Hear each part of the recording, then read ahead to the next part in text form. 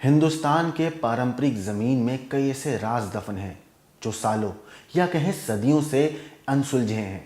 ये राज ऐसे हैं जिसे लोगों ने सुलझाने की बहुत कोशिश की, लेकिन हर बार वो नाकाम रहे। ऐसा ही एक राज दफन है राजस्थान के जैसलमेर के कुलधरा गांव का, जो करीब 200 साल से वीरान है। कहते हैं ये गांव एक रात में वीरान हो गया था, जिसे लोग दुनिया की सबसे भूतहा जगहों में से एक मानते हैं।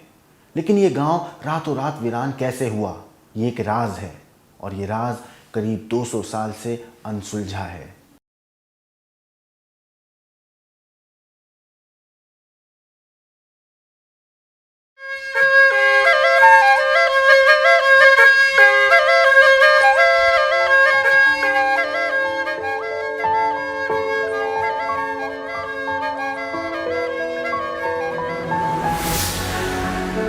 ये राजस्थान है। यहाँ के हर जर्रे जर्रे में कई कहानियां, कई राज दफन हैं, जो कई बरसों से या कहें सदियों से आज भी उसी तरह ताजा और अनसुलझे हैं जितना पहले कभी हुआ करते थे।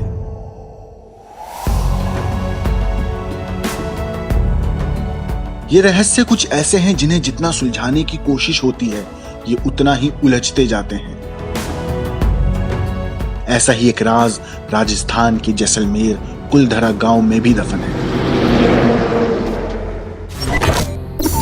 ये गांव करीब 2 सदियों से वीरान पड़ा है।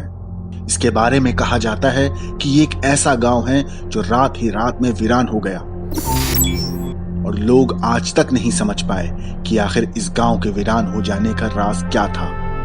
कुलधरा गांव के वीरान होने को लेकर एक अजीबोगरीब रहस्य है। दरअसल कुलधरा की कहानी शुरू हुई थी आज से करीब 200 साल पहले, जब कुलधरा खंडर नहीं था, बल्कि आसपास के 84 गांव पालीवाल ब्राह्मणों से आबाद हुआ करते थे। लेकिन फिर जैसे कुलधरा को किसी की बुरी नजर लग गई, और इसकी वजह था विरासत का दीवान सालम सिंह। कहते हैं कि दीवान काफी आशिक मिजाज था, और उसकी गंदी नजर गांव की एक खूबसूरत लड़की पर पड़ी। दीवान उस लड़की के पीछे इस कदर पागल हो गया, उसे पाने के लिए उसने परिवार और समाज पर दबाव बनाना शुरू किया, और ना मानने पर अगली पूर्णिमासी तक गांव पर हमला करने और लड़की को उठा ले जाने की धमकी भी भेजी। दीवान और गांव वालों की यह लड़ाई अब न सिर्फ एक कुंवारी लड़की बल्कि गांव के आत्मसम्मान की बन गई। गांव की चौपाल पर पालीवाल ब्राह्मणों की बैठक हुई, और 5000 से ज्यादा परिवारों ने रियासत छोड़ने का फैसला ले लिया।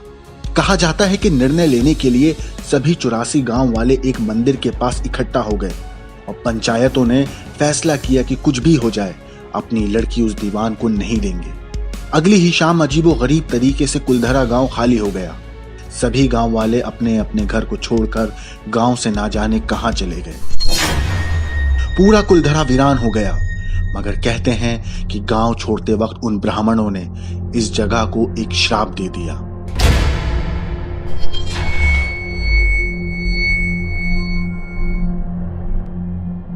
आपको बता दें कि बदलते वक्त के साथ साथ 82 गांव तो दोबारा बन गए, लेकिन 2 गांव कुलधरा और खाबा तमाम कोशिशों के बाद भी आज तक आबाद नहीं हो पाया। ये गांव अब भारतीय पुरातत्व विभाग के संरक्षण में है, जिसे दिन की रोशनी में सैलानियों के लिए रोज खोल दिया जाता है। कहा जाता है कि ये गांव रूहानी ताकतों के कब्जे में है। टूरिस्ट प्लेस में बदल चुके कुलधरा गांव घूमने आने वालों के मुताबिक यहाँ रहने वाले पालीवाल ब्राह्मणों की आहट आज भी सुनाई देती है।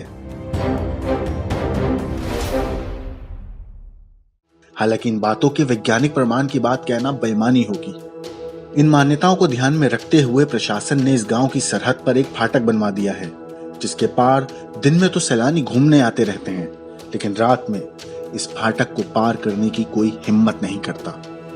कुलधरा गांव में एक मंदिर और बावड़ी है, जिनके बारे में कहा जाता है कि ये दोनों चीजें आज भी श्राप से मुक्त हैं। एक खामोश गलियारे में उतरती कुछ सीढ़ियां भी हैं। कहते हैं शाम ढलने के बाद अक्सर यहाँ कुछ आवाजें सुनाई देती हैं। कहते हैं कि रात के वक्त यहाँ जो भी आया वो हादसे का शिकार हो गया। मई 2013 में दिल्ली से भूत प्रेत आत्माओं पर रिसर्च करने वाली पैरानॉर्मल सोसाइटी की टीम ने कुलधरा गांव में रात बिताई थी। टीम ने माना कि यहाँ कुछ न कुछ असामान्य जरूर है, शाम के वक्त उनका ड्रोन कैमरा आसमान से गांव की तस्वीरें ले रहा था, लेकिन उस बावड़े के ऊपर आते ही वो कैमरा हवा में गोते खाने लगा और जमीन पर गिर गया, जैसे कोई था जिसे वो कैमरा मंजूर ना हो। सुबह उनकी गाड़ियों पर बच्चों के हाथ के निशान भी मिले थे। ब्यूरो रिपोर्ट, क्राइम तक।